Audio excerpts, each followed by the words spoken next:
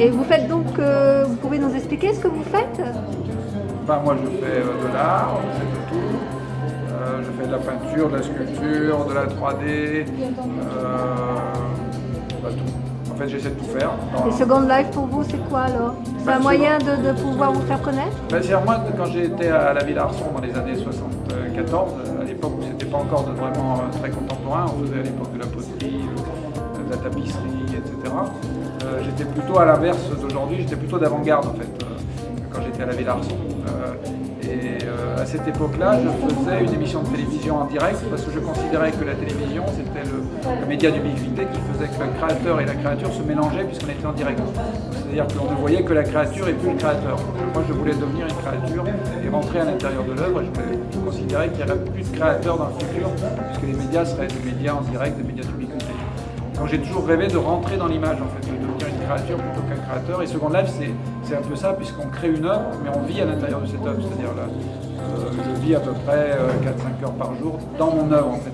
Et je rencontre le spectateur à l'intérieur de l'œuvre. Je suis une créature à l'intérieur de l'œuvre quand je rencontre le spectateur.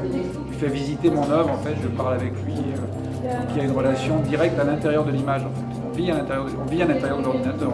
Et dans le futur, je pense qu'on vivra une grande partie de sa vie à l'intérieur même de l'image et de l'ordinateur.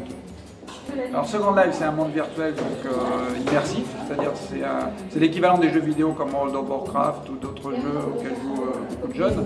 La seule différence, c'est qu'il y a rien n'est créé sur Second Life à la base, ça n'a été créé que par les habitants, c'est les gens qui y sont inscrits.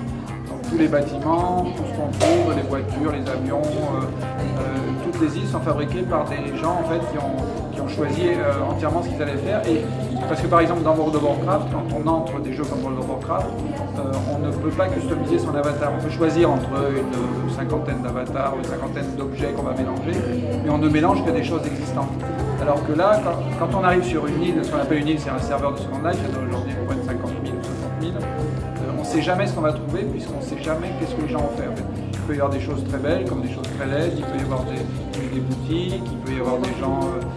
il peut y avoir une secte, il peut y avoir n'importe quoi, je veux dire, il peut y avoir des chrétiens intégristes qui ont fabriqué une église, il peut y avoir tout ce qu'on veut en fait. Il peut y avoir des gens comme moi, où il y a l'île Moya, il n'y a que la rue Moya, le musée Moya.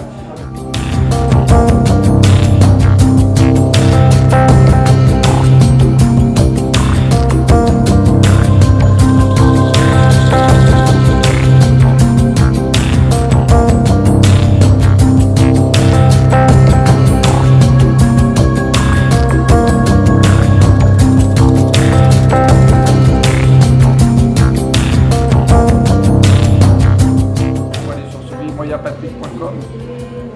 Voilà, sinon il y a la galerie Ferrero, je suis en permanence. Je travaille à Marseille, je suis à la galerie Benchef, en Italie, ou différents endroits.